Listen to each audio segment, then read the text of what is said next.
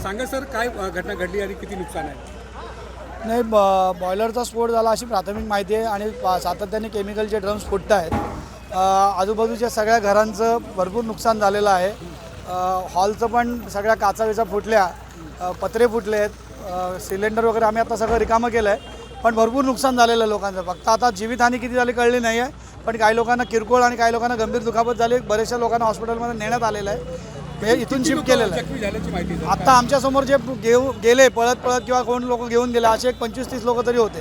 कसली फॅक्टरी आहे वगैरे काय त्याची नाही, माहिती नाही, कारण मागच्या बाजूला होती, आमच्याशी संबंधित आमच्याकडनं त्याचा अप्रोच रोड पण नाही आहे, तर नक्की कसली कंपनी माहिती नाही, पण बॉयलरचा पहिला स्फोट झाला आणि त्याच्यानंतर आता केमिकलचे ड्रम सातत्याने फुटत आहेत।